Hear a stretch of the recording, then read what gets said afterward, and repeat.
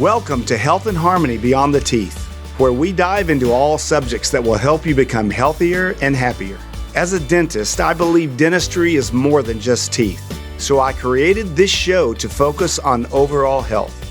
We will hear from leading experts about eating better, exercising better, breathing better, and sleeping better. We want to help you create harmony in your life so you can live your life to the fullest. We want you to thrive. Hello, welcome to Health and Harmony Beyond the Teeth. I'm Dr. Hal Stewart, your host, and we're glad to have you with us this week.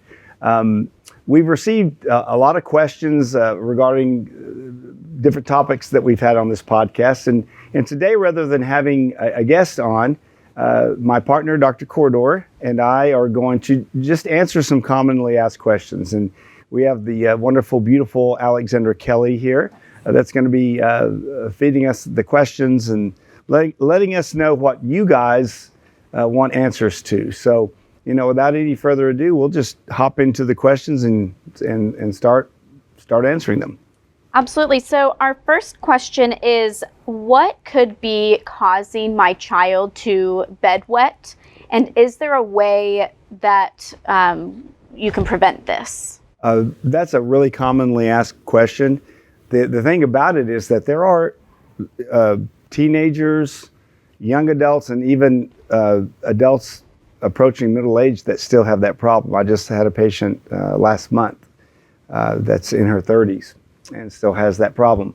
So there could be several reasons for bedwetting, but what we found is the most common is it's associated with a sleep breathing disorder or a lack of proper air and proper oxygenation, proper breathing when you're sleeping. So people ask, well, how does that tie into bedwetting? So here's what happens. If for whatever reason you cannot breathe correctly when you're sleeping, so you're snoring, or as a child even, this adults and children, you're snoring, you have an obstruction in your breathing, you're coming out of your sleep cycle, you're not in your normal sleep cycle all night long. So what happens is your body senses a lack of oxygen. If you're breathing through your mouth, you don't get the oxygenation in your blood like you do if you're breathing through your nose, because the blood or the oxygen, the air that we get when we breathe through our nose, we have nitric oxide that's placed into the air through our sinus cavities. That, when it gets into the lungs, it expands the arteries, and so we absorb about 30% more oxygen.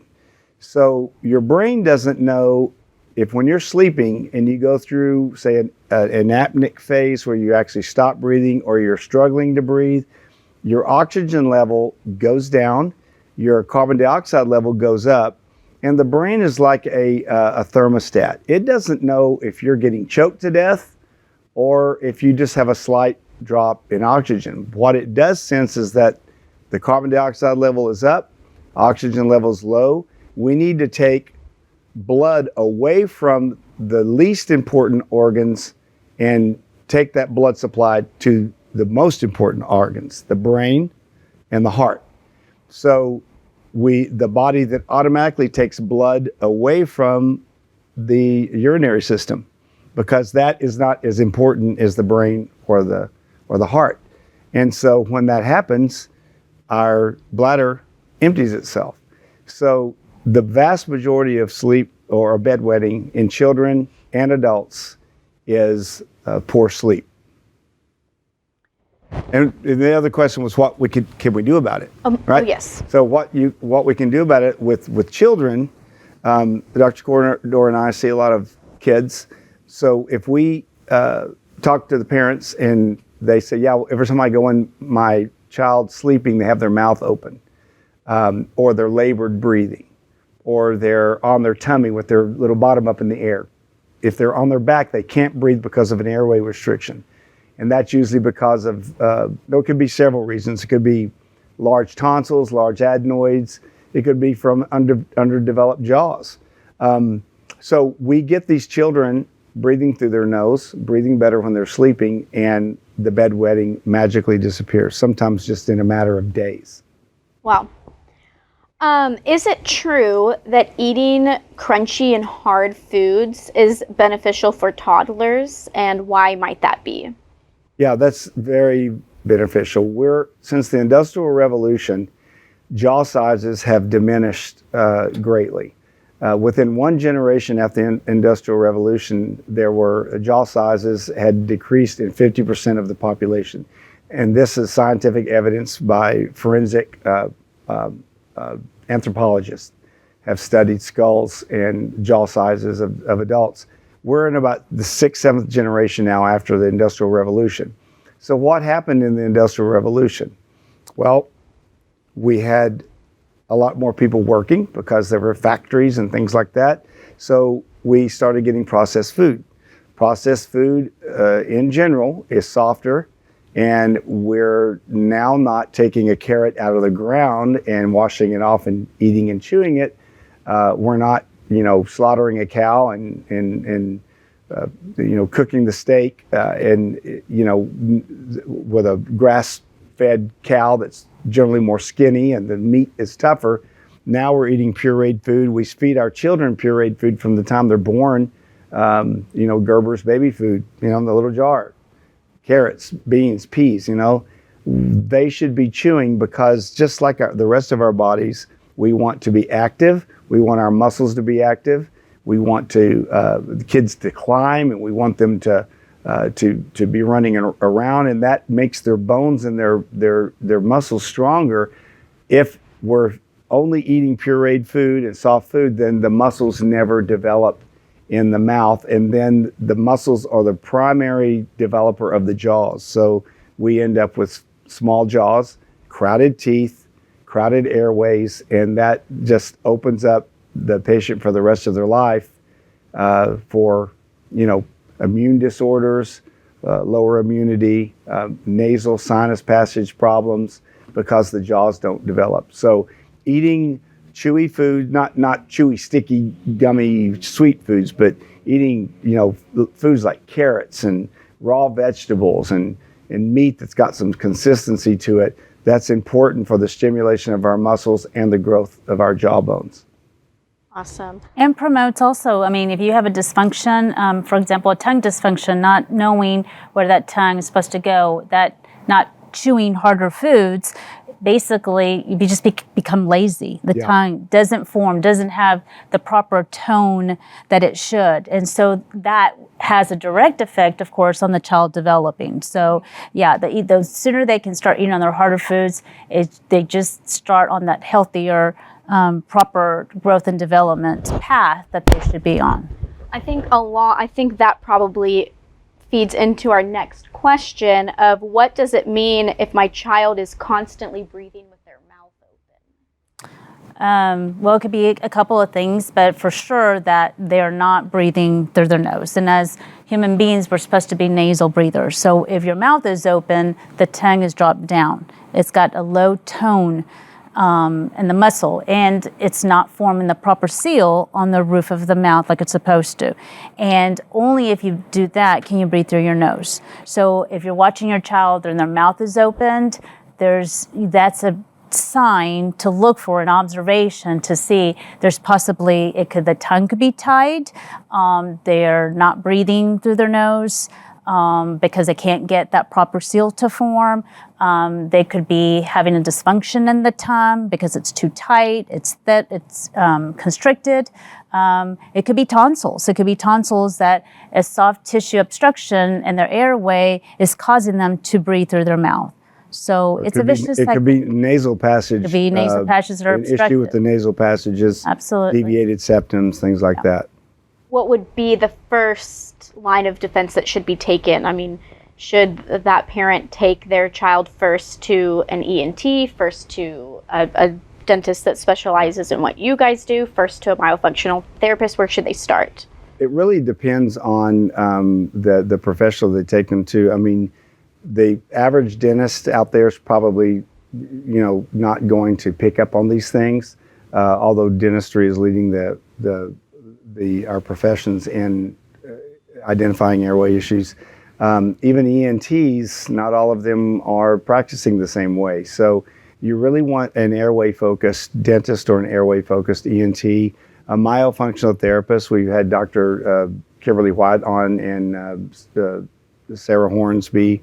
We've had several myofunctional therapists on. They're trained to look and see these things as well. But probably where I would start would be with a dentist that specializes, like we do, in dentofacial, craniofacial development and airway development. Awesome. This is our last airway-centered question. Then we'll move into a few on orthodontics. But what does it mean? What could it potentially mean if my child has constant dark circles under their eyes? That's a great question, and we see it way too often. Wow. So that's kind of a two or threefold answer to this question. There can be a physiological or anatomical reason for that. If the upper jaw doesn't develop correctly, so the upper jaw is the roof of the mouth, is the floor of the sinus cavity, okay? And so you've got arteries and veins that run through these bones in our skull. And there's a vein that runs through a fissure. A fissure is basically like a little slot in between two bones. If that right under the eye, and if the maxillary bone is not developed correctly, that fissure can be very, very small, and it's very easy for the blood that the vein is supposed to be taking out from under the eyes for that vein to be impinged, and the blood pools under the eye. So that's what you're seeing there.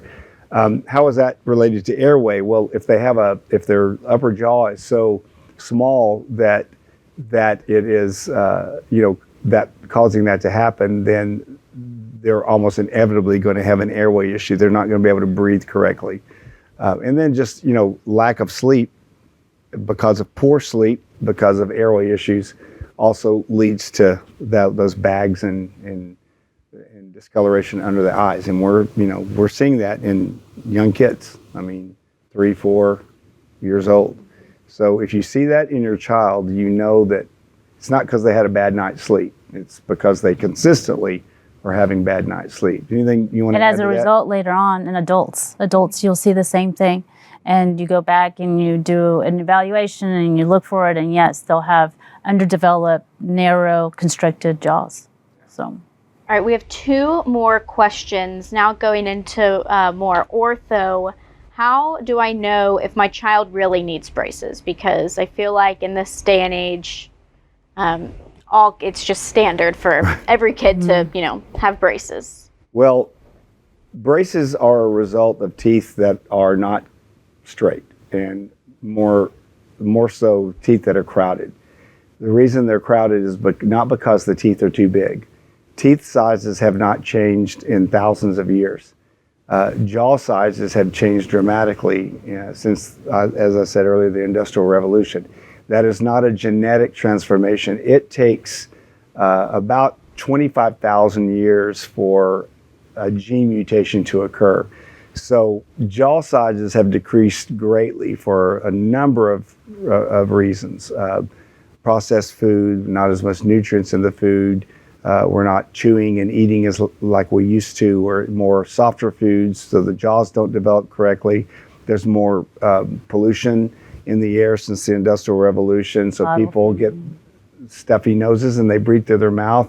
When kids start breathing through their mouth, their tongue doesn't go up in the roof of their mouth and push out and create these nice rounded jaws that we're supposed to have.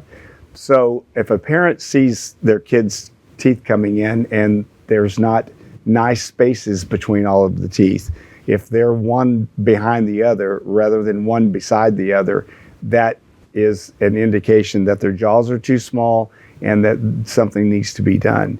And it's not too early, even at the age of 3, 4 years old, to start. I'm not saying going into braces, but at age 3 or 4, we can put kids in these guides, which are basically healthy pacifiers, if you will. They're not pacifiers, but they're mouthpieces that the kids wear at night, and it just promotes them to breathe through their nose, promotes the tongue to go up, and it allows the teeth and the jaws to grow. So if teeth are coming in crooked, but there's space, probably. Yeah, if they're not coming like straight down, but there's plenty of space between them, then I would have that checked out. But there's not. That's not necessarily an indication that they're going to need orthodontic therapy. But if there's not enough room for teeth, do not, and I repeat, do not have any teeth extracted. That's just going to make the jaws smaller. Have the jaws expanded, and it's very easy to do the younger the child is. All right, our last question is, I have children who have gone through a second round of braces and another who have gone through a third round of braces because their teeth just won't stay straight. What could be preventing this, or what could be causing this, and what could prevent this? Yeah, well, there's a lot. There's a lot there. But that's not normal for teeth to not stay straight. Unfortunately, it's common, but it's not normal. Dr. Corredor has been seeing children longer than I have. So I'll defer to her on this question, and you give us your thoughts. Well, relapse, okay, like you said, Dr. Stewart, relapse is not normal. It's not, there's a reason. And the core of the problem is it was a misdiagnosis, an incorrect diagnosis of what the child was presented with. So if your child has gone through 1 round, 2 rounds, something wasn't missed. Braces is aligning teeth. We worry about the teeth. That's the last thing we worry about. We want to develop well-developed arches. We want to make sure the airway isn't being impacted. And so our goal always is to enhance the airway, whatever we need to do. And our goal is also to keep all of our 32 teeth as much as possible in our mouth. So, again, a patient and a child that has gone through, 1 round of braces, 2 round of braces, what can you do to keep that from happening again is taking that child and getting the correct diagnosis of what's going on. If you don't address the airway, when there's an airway issue, you will have a relapse. If you have a dysfunctional tongue, you will have a relapse. If you have a lot of tension in your lips, you'll have a relapse. There's a lot of reasons for that. So basically it's looking at what is the core of the problem. What was this child presenting? What were the symptoms? Were the symptoms improved? Because braces is just aligning teeth, but it's not putting the whole system in harmony. It's not addressing all of the issues. You could, and that's what we treat, and looking at everything to make sure, and the end result might be going through braces, but a lot of this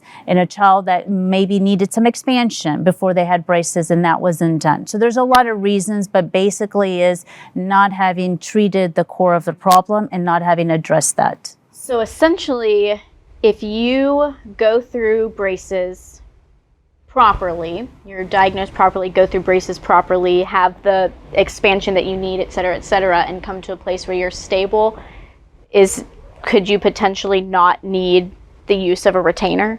Yes. Absolutely.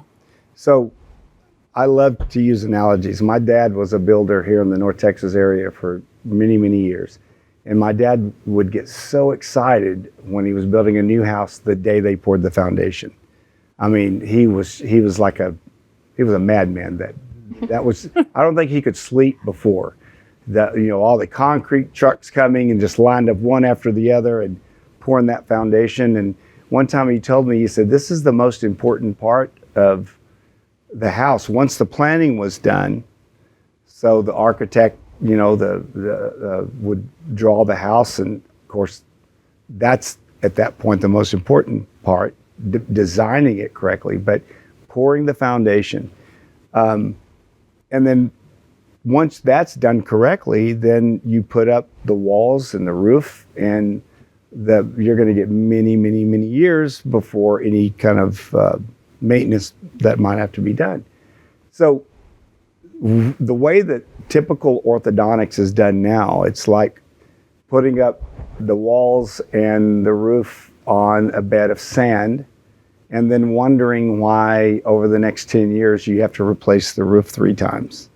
If the foundation is done correctly, then everything else falls into place. Yeah. So like Dr. Corredor said, the teeth are really the last thing that we think about, unless, the child has but some cavities and things like that. Obviously, those need to be fixed, but we're not worried about getting teeth lined up. We're worried about getting the jaws developed first. That's the foundation. Then lining the teeth up is really the easy part. It's very, very easy to do, and with proper lip tone and tongue tone, like like Kimberly White or any myofunctional therapist can do to help train the tongue, there's your retainer for the rest of the patient's life. Well, those are all of our questions that we have today. I'm sure if there's more sparked from this episode, we could absolutely do something like this again. Yeah, great. Well, we enjoyed answering your questions today, and Alexandra, thank you for taking the time to come out and present those to us. And Dr. Corredor, thank you for your expertise. I'm Dr. Hal Stewart. This is Health and Harmony Beyond the Teeth. I'm sorry I don't have a song to end on today, but I've been really busy and I just didn't have time to pick one. But I guess it is the Olympics, and so we could maybe look back at maybe John Lennon. Imagine. That's a great song. Imagine if all the world came together and we had one sole purpose, and that's to serve God and to serve each other. This world would be a much better place. So I think if we can make people breathe better, they'll make better decisions, and maybe we can have a small part in maybe working towards that goal. So you guys take care. Have a great week. We'll see you next week. Bye-bye.